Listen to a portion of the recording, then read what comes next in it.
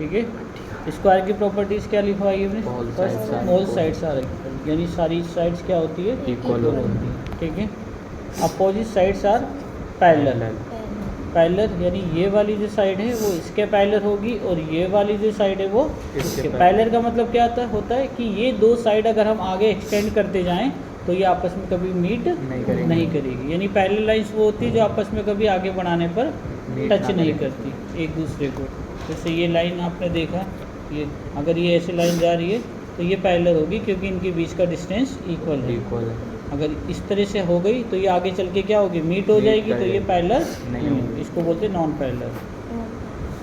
उसके बाद नेक्स्ट है ईच एंगल इज़ 90। ये जो आप देख रहे हो ये सारे एंगल कितने के होंगे? 90 डिग्री के होंगे, ठीक है। और डायगोनल्स इसको कहते हैं डायगोनल्स।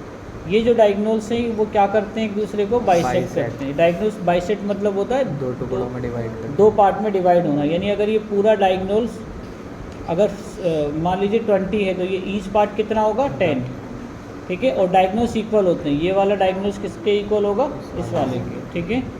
और आगे लिखा है कि डायगोनल जहाँ पर इंटरसेक्ट करते हैं, यानी जो इंटरसेक्शन पॉइंट होगा, यानी ये यहाँ पर कितने का एंगल फॉर्म होगा? 90 डिग्री का, ठीक है। नेक्स्ट है रेक्टेंगल। रेक्टेंगल में ऑल साइड इक्वल नहीं होती लेकिन अपोजिट साइड इक्वल होती है। यानी ये वाली साइड किसके इक्वल होगी? इसके। और ये वाली साइड इसके, और इक्वल भी होगी और पैरेलल भी। ये वाली साइड इसके इक्वल है और पैरेलल है, ये वाली साइड इसके इक्वल है और पैरेलल है। और नेक्स्ट है ईच एंगल 90, जैसा कि इसमें था। जब भी आप ये देख लो, एक सिंपल रूल है कि अगर ऐसे एल बन रहा है, ठीक है, तो वो 90 डिग्री बनेगा, ठीक है। तो ये आपको लर्न करने की भी जरूरत नहीं है, आप फिगर देख के देख सकते हो। ईच एंगल कितना होगा? 90 डिग्री। और डायगोनल्स इक्वल होंगे, जैसे डायगोनल इसमें इक्वल थे, इसमें और इसमें इक्वल होंगे और डायगोनल बाइसेक्ट भी करेंगे, बस ये 90 डिग्री फॉर्म नहीं करेंगे। 90 डिग्री फॉर्म नहीं करेंगे। यहाँ पे 90 डिग्री कब बनता है? जब ये ऑल साइड बाहर की इक्वल हो। अब यहाँ पे ऑल साइड बाहर की इक्वल नहीं है तो यहाँ पे सिर्फ बाइसेक्ट होगा और 90 डिग्री फॉर्म नहीं करेगा, ठीक है। अब आता है रोम्बस। रोम्बस को सिंपल ये है कि जैसे स्क्वायर है ना, अगर स्क्वायर को थोड़ा सा तिरछा कर दे, स्क्वायर को थोड़ा सा क्या कर दे? बैंड कर दे थोड़ा सा, तो वो क्या बन जाएगा? रोम्बस। तो अब आप खुद सोचिए कि स्क्वायर को अगर हमने हल्का सा बैंड किया तो साइड पे तो कोई फ़र्क नहीं पड़ा ना, तो साइड्स क्या होगी?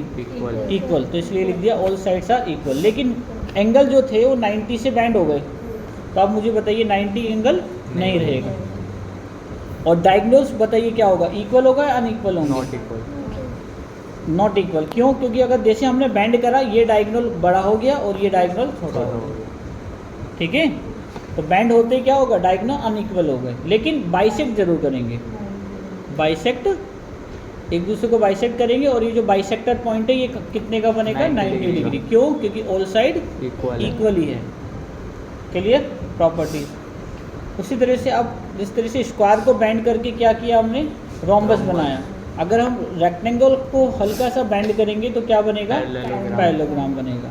तो पैरेललोग्राम की भी अपोजिट साइड क्या होगी? इक्वल होगी, जैसे रेक्टेंगल की होती है, और अपोजिट साइड पैरेलल भी होगी। Diagonal bisect each other.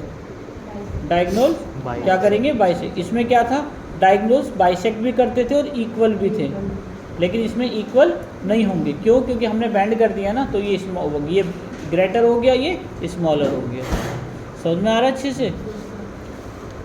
अगर आपको डायग्राम से रिलेट करके देखोगे ना तो जल्दी समझ में आ जाएगा। और ट्रेपिजम क्या होता है? देखिए ट्रेपिजम की ये शेप होती है, ठीक है। ऐसा भी बन सकता है और ऐसा ही बन सकता है। इसका एक कॉन्सेप्ट क्या होता है?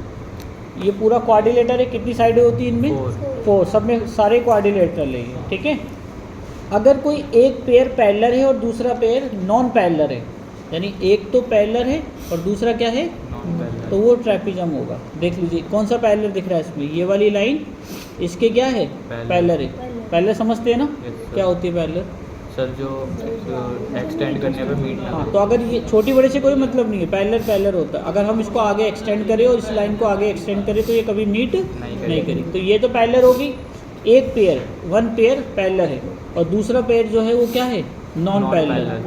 तो अगर एक पेयर, एक जोड़ा तो पैरेलल हो और दूसरा जोड़ा नॉन पैरेलल हो, तो वो क्या कहलाता है? ट्रेपिजम। देखिए इसमें कौन सा पैरेलल है? ये वाला और नीचे, और ये वाला क्या है? नॉन नॉन पैरेलल, क्योंकि आगे चल के मीट करें, तो ये क्या हो जाएगा? ट्रेपिजम। क्लियर समझ में आ गया। इसको हिंदी में सम, पता नहीं क्या बोलते हैं हिंदी में, देख लेना बाद में, ठीक है ना। ट्रैपिजम भी बोलते हैं हिंदी में, अजीब गरीब नाम है इसका, याद करें।